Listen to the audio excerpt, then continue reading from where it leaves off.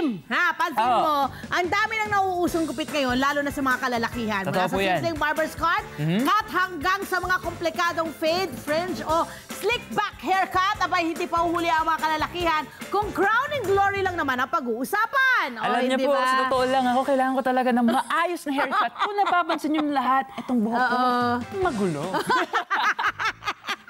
Hindi, pero in person, maayos naman po. Maayos naman, oo. Nakaka-head turn naman. Correct, of course. Head turner ka naman talaga. Don't you worry. Huwag kang mag-alala kahit na magulo yung buhok mo. May ano tayo, meron tayong hashtag, di ba? We got you. LTE, we got you. Tama. At para tulungan tayo dyan, atin nang tawagin ng isang barber na sikat sa social media dahil sa mga content niya habang nagugupit. Walang iba, kundi si Sir Paul Laceda! Sir Paul, pasok! Hi! Good morning! Good morning, Sir Paul. Magandang umaga, Sir Paul. Kamusta ka? Kumusta ang iyong gising? Okay naman po. Maayos ba ang gising ninyo? Pasensya na ha, pinaaga namin yung gising ninyo. Okay po. Eto na, naku ba? Siyempre ang una nating tanong, Tim, di ba? Sa ating bisita today ay... Ano bang klaseng gupit ang, alam niyo po yung madalas na i-request sa inyo and syempre ng mga kliyente ninyo? Ang madalas po i-request sa amin is yung mga Korean haircut.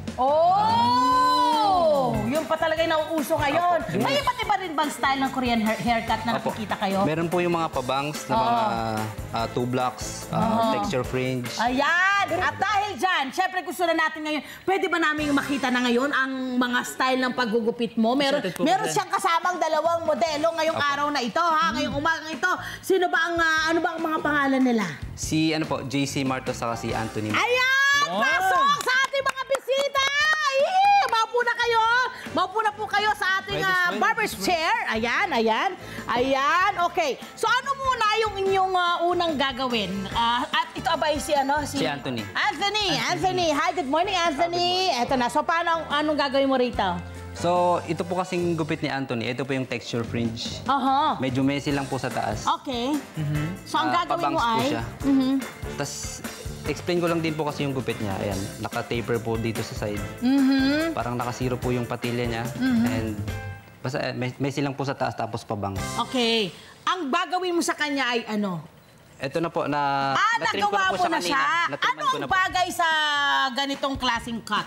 Di ba may mga sa shape ng face, kailangan malaman mo kung anong klaseng di ba? Opo. So, bali, ito pong shape ng face niya kasi medyo pahaba yung face niya.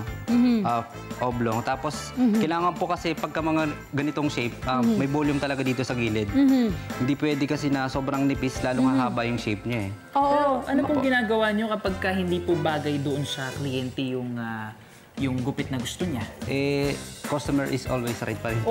Kailangan masunod po talaga yung gusto nila. Susundin niyo pa rin sila. Pero at least nagbigay ka ng pwedeng gawin, ng suggestion. Okay, napansin ko rin, kasi syempre ang mga buhok natin, iba-iba yan. Merong manipis, kulot, makapal, na straight, ganyan.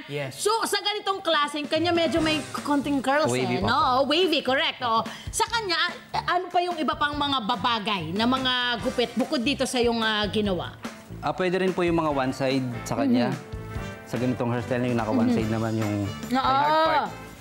At tapos yung mga Korean po na mga tulad po ng ganito, bagay rin kasi sa kanya to.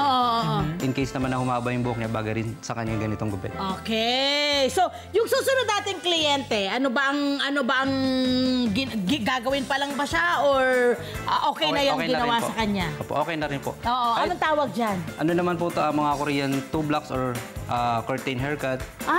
Ayun pala yun. Ito po yung parang mga mala Joshua Garcia haircut. Yan Pak. Gusto mo Joshua. Side view. Yeah, Pak. Ayun diba? So yan yung mga... Ano ang bagay na hair texture sa mga ganitong klase ng style? Yung ganitong hairstyle kasi, tulad nito, round shape siya. Tapos medyo chubby cheeks konti. Kailangan din ng volume talaga dito para hindi bumilog yung shape ng mukha niya. Kailangan... Para hindi, parang ito yung na-highlight. Dapat hindi ma-highlight yung face. Parang ako po kailangan ko nun No, good. Ano bagay kay Tim, sir? Kasi pogi ka naman, sir. So, may mga ganun. Alam mo, parang yun ang kanyang yun ang kanyang diskarte, no? Alam na alam. Ang sit mo. Saan ka? Dapat mapuntahan kita. Quezon City. Malapit lang. Meron po ba mga kliyente na after magupitan, halimbawa, syempre, hindi naman laging okay ang mga magiging kliyente mo na gusto yung nakita nilang resulta. At some point, parang meron ka bang nagiging kliyente na parang, hindi ko type. Mga ganyan. At atin Bulgara na sasabihin sa'yo na, hindi ko gusto yung itsura na. Tapos sasabihin ni Paul, kung si Puy ba rin itsura niyo? Anong kadalasan? Paano mo ginagawa ng paraan? Ina-assist lang po namin sila. Baka may request pa sila. O siguro next haircut nila, pwede namin silang bigyan ng mga accommodation na mas maganda. Mga service na mas maganda para makabawi naman sa kanila. O di kaya yung mismong on the spot, pwede namin silang bigyan ng service na yung mga service namin na binibigay tulad ng mga hot towel massage. Yan yung treatment. Alam nyo, ito lang sasabihin ko. Total ako ng babae rito eh. Alam nyo ba na ang barbershop actually ay ang may pinaka-the best na experience kang mararanasan? Ay, naku. Kasi may pahihigain ka pa, may mga masahe. Para lahat minamasahe. Tapos yung mga mukha nila, minamasahe din. May mga pahat towel. Kasali talaga yun. Kasali sa binabayaran. Ay, parang araw-arawin na yun. Diba? Ganon. Kung pwede lang po paunti-unti ng gupit. Oo, diba? Kay Tim, itong kanyang style na to, is that okay Opo, sa kanya? okay po yan. Yan po yung mga uso ngayon medyo nakataas yung taas. Oo nga no? May bang siya dito konti sa side. Mga paswabe, ganun mo ba? Diba? Pero alam mo natin, Love, interesting lang. I wanna know kung sa tingin niyo po ba kayo mismo, papatok pa rin kaya yung K-pop style and yung impluensya na meron ngayon sa papasok na taon? Hanggang ngayon po talaga, tuloy-tuloy pa rin. Hindi nawawala, ano? Opo, matagal siguro mawala o hindi natin alam. Basta yun kasi yung pinaka-trend ngayon eh. Halos number 1, K-pop. Lagi kayo pagpasok, K-pop gusto ko. Ganun agad na. Gusto ko kamukha ni ano. Di ba yung kagaya nun, yung K-pop, may age bang tinitingnan yan? Di ba yung mga halimbawa, may mga gray hair na, paano? Okay pa rin? Okay pa rin po. Wow! Okay pa rin. Wala pong problema, walang age. Ageless kumbaga. Yeah! Ageless tayo dyan! Marunong talaga na! Charmer talaga tayo dyan! Dyan ba kayo nakuha? Kaya siguro kayo narito ngayon, dahil sa kanya. Di ba? Pagkukulay pala, nauuso rin! Opo. Hindi ba nauuso rin sa Nagkukolor mga din po kami. kalalakihan? Opo. Meron din po kami mga video na nagkukulay kami ng mga ash gray o kung ano man pong kulay, mga red, blue. Ayan po, nagkukulay Ano din pong kami. kulay ang pinaka... Pasok ngayon. Pasok ngayon sa buhok. Nakikita nyo? Sa ngayon po, uso pa rin yung mga ash gray. Tulad sa mga Korean, yung mga light colors, light blonde. Ayun po. Ganda! Mga Korean, yan po. Alam mo na. Saan ka na mapafollow nito para maging maganda po ang itsura ng ating mga kalalakihan ngayon? Para maging pogi. Saan ba? I-follow nyo po kami sa aming page, sa Polscat. Ganun din po sa TikTok and FB page. Tapos yung barbershop naman po namin, ang pangalan po is JC Barbershop sa TikTok and then sa FB page. At yung isa pong kasama namin, yan, si Guapo Barber naman po sa FB page, sa TikTok.